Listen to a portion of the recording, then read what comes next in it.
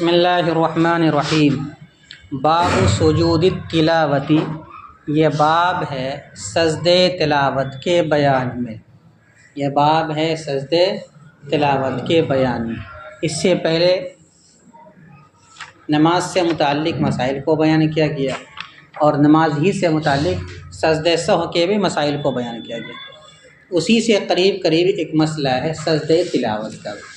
سجدے تلاوت قرآن مجید میں 14 مقامات وہ ہیں جن کو پڑھ لینے کے بعد اور اگر کوئی آدمی اس پڑھی ہوئی آیت کو سن لے تو سننے کے بعد سجدہ کرنا واجب ہو جاتا ہے۔ ایک سجدہ کا طریقہ کیا ہوگا، ان کے لیے کیا شرائط، اس سجدہ کے لیے کیا شرائط، اس ساری تفصیلات آخر بحث میں آپ پڑھیں گے۔ خلاصہ یہ ہے کہ جس طریقے سے نماز کے صحیح ہونے کے لیے شرائط ہیں، وہی شرائط سجدہ کے صحیح ہونے کے لیے بھی ضروری ہے۔ اور سجدہ آدمی کرے گا 2 تکبیروں کے درمیان، یعنی اللہ اکبر کہتے ہوئے سجدہ میں جائے گا اور 3 مرتبہ کم از کم وہ تسبیح پڑھے گا سبحان ربی الاعلیٰ، اور اس کے بعد پھر اللہ اکبر کہتے ہوئے کھڑا ہو جائے گا۔ یہ کھڑے ہو کر کے سجدہ کرنا، سجدہ تلاوت کو ادا کرنا یہ مستحب ہے۔ لیکن اگر کوئی آدمی بیٹھ کر کے تکبیر کہتے ہوئے جاتا ہے سجدہ میں اور پھر تکبیر کہتے ہوئے واپس آ جاتا ہے تو بھی سجدہ تلاوت ادا ہو جائے گا۔ کب واجب ہوگا؟ واجب ہونے کا سبب کیا؟ کہتے ہیں تلاوت کرنا، یہ اس کے وجوب کا سبب ہے۔ اب اگر کوئی آدمی قرآن مجید میں ان مقامات میں سے کسی ایک موقع کو پڑھ لیتا ہے، کسی ایک مقام پر اس آیت کریمہ کو پڑھ لیتا ہے تو پڑھنے والے کے اوپر سجدہ کرنا واجب ہو جائے گا، ایک سجدہ۔ اور اگر کوئی آدمی اس کو سن لیتا ہے تو اس صورت میں سننے والے پر بھی سجدہ کرنا کیا ہو جائے گا؟ واجب۔ البتہ بہتر یہ ہے تالی کے لیے، پڑھنے والے کے لیے، کہ جب وہ آیت سجدہ کو پڑھے تو جب سجدے کی جگہ پر پہنچے تو وہ آہستہ آواز سے تلاوت کرے تاکہ سننے والے کے اوپر واجب نہ ہو۔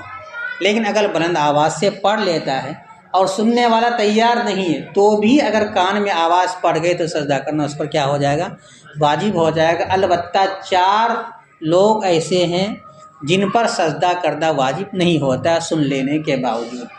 ان میں سے ایک ہے حائضہ عورت، حیض والی عورت۔ اگر کوئی آدمی تلاوت کرے آیت سجدہ ان کے سامنے اور وہ سن لے اور وہ عورت حالت حیض میں ہو تو اس پر سجدہ کرنا واجب نہیں۔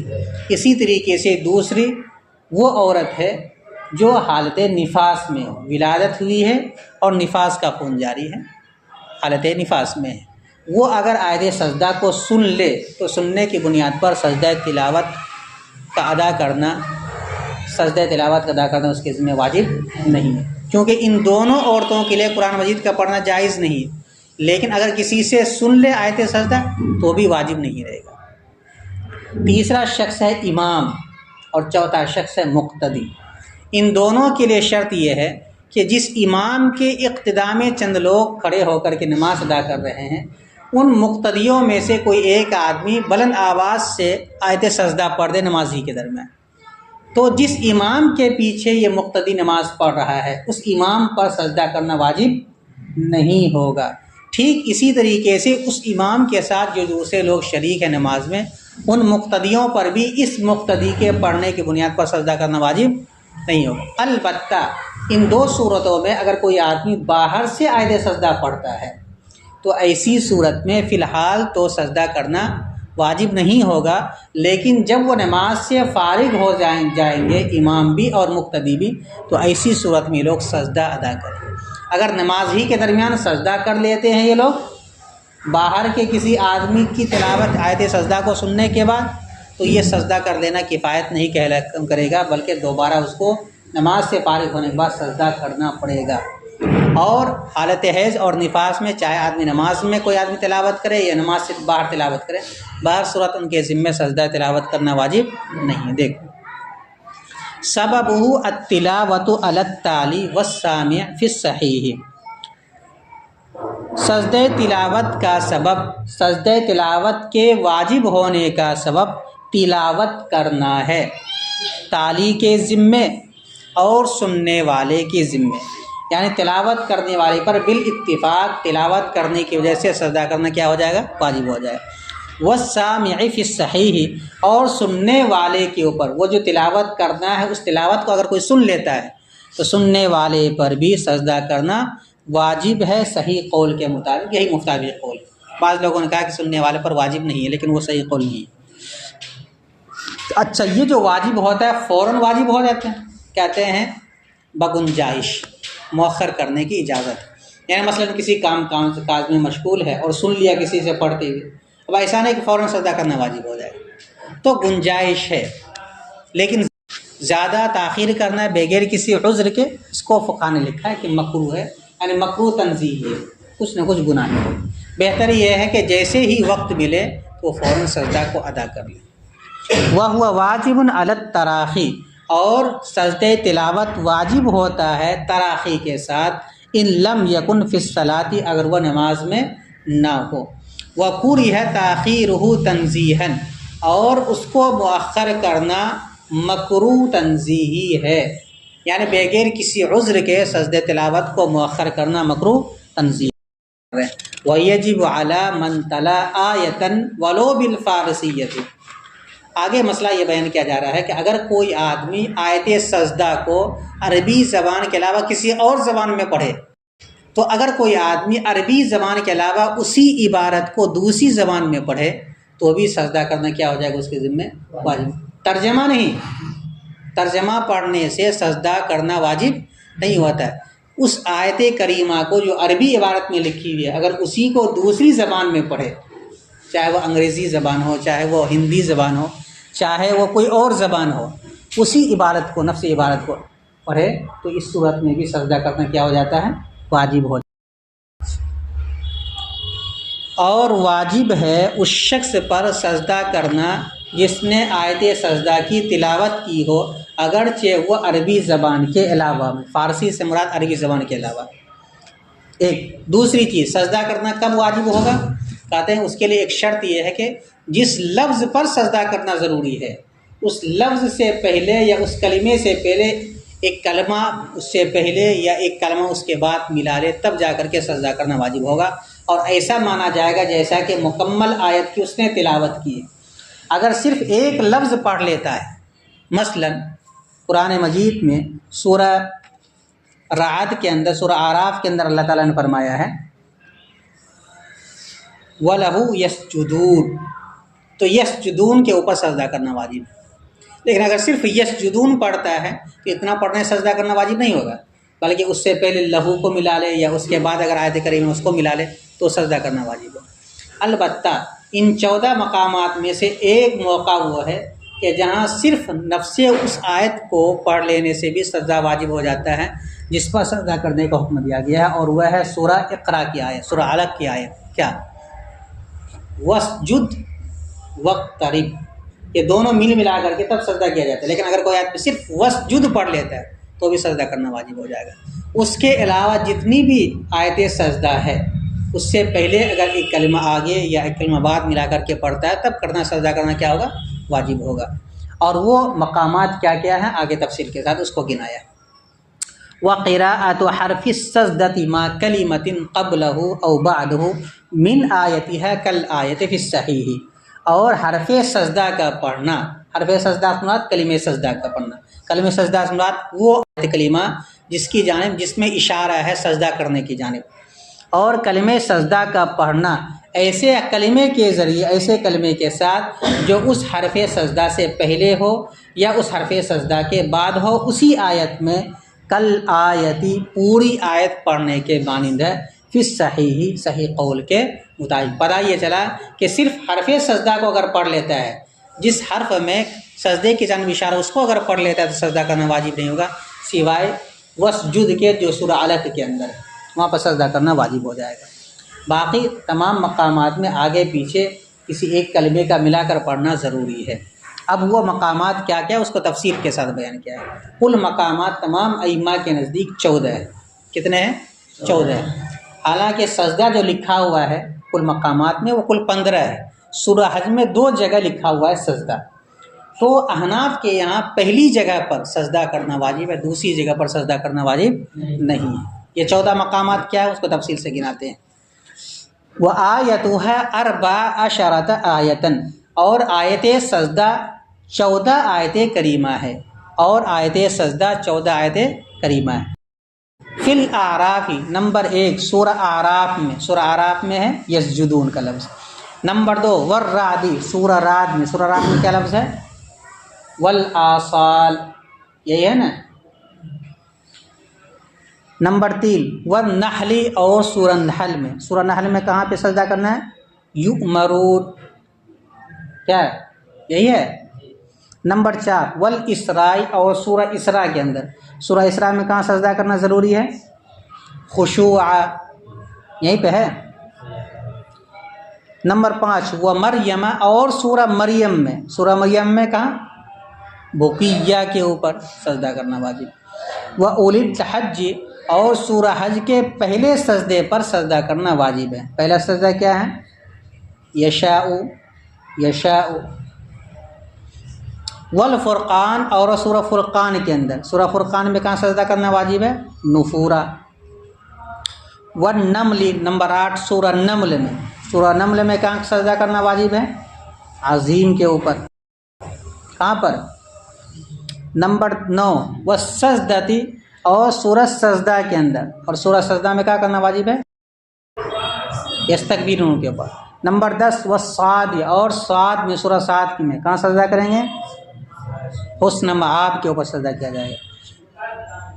وحامیم السجدہ، نمبر 11 حامیم سجدہ میں کہاں سجدہ کیا جائے گا؟ لا یسمون کے اوپر۔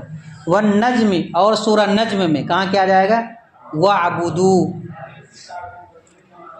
نمبر 13 وانشقت، اور سورہ انشقاق میں کہاں سجدہ کیا جائے گا؟ لا یسجدون کے اوپر۔ اور نمبر 14 واقرا، اور سورہ اقرا میں یعنی سورہ علق میں کہاں سجدہ کیا جائے گا؟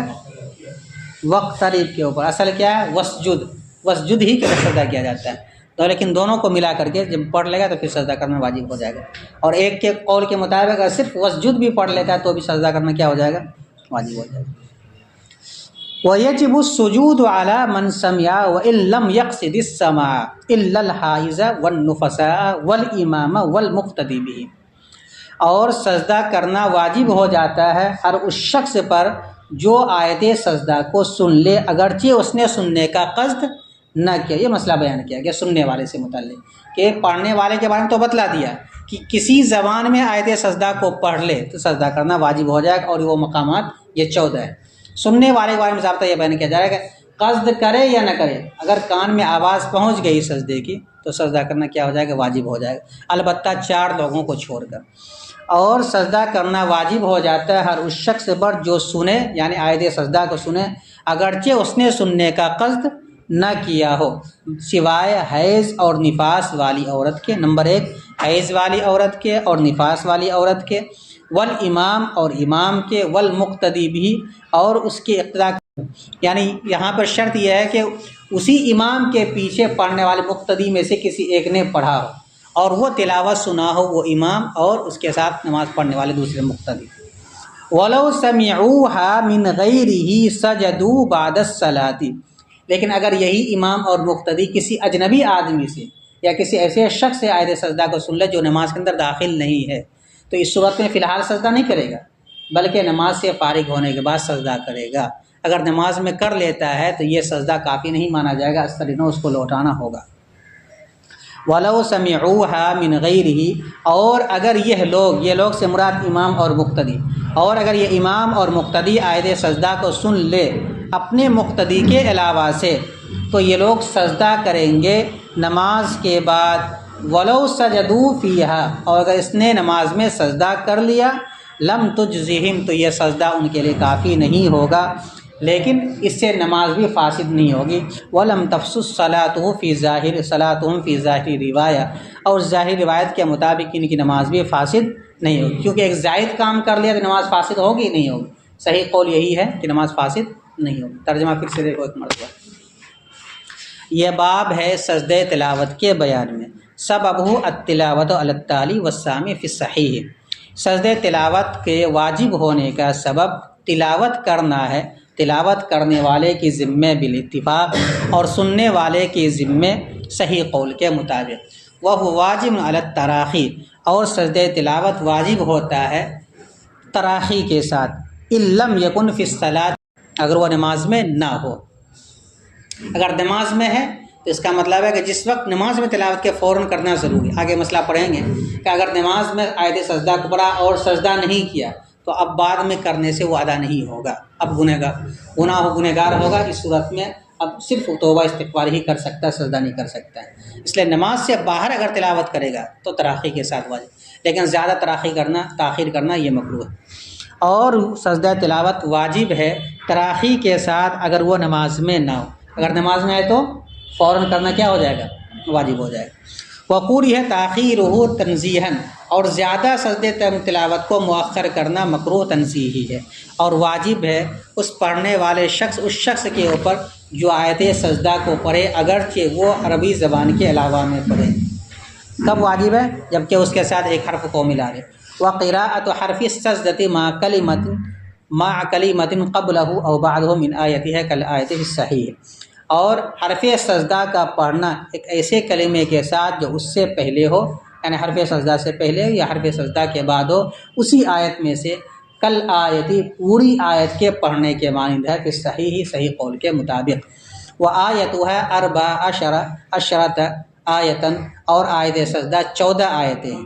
نمبر 1 اعراف میں، نمبر 2 رعد میں، نمبر 3 نحل میں، نمبر 4 اسراء میں، نمبر 5 سورہ مریم میں، نمبر 6 سورہ حج کے پہلے سجدے کے موقع پر، نمبر 7 سورہ فرقان میں، نمبر 8 سورہ نمل میں، نمبر 9 سورہ سجدہ میں، نمبر 10 سورہ صاد میں، نمبر 11 سورہ حامیم سجدہ میں، نمبر 12 سورہ نجم میں، نمبر 13 سورہ انشقاق میں، نمبر 14 سورہ علق کے اندر۔ اب سامع سے متعلق مسئلہ، اور سجدہ کرنا واجب ہے ہر اس شخص کے اوپر جو سنے، یعنی آیت سجدہ اگرچہ اس نے سننے کا قصد نہ کیا ہو، سوائے حیض والی عورت کے اور نفاس والی عورت کے اور امام کے اور اس امام کے اقتداء میں نماز پڑھنے والے مقتدی کو۔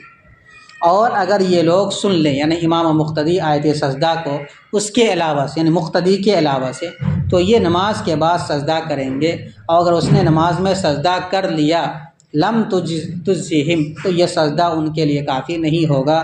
ولم تفسد صلاتہم فی ظاہری روایہ، اور ظاہری روایت کے مطابق ان کی نماز بھی فاسد نہیں ہوگی۔ بس۔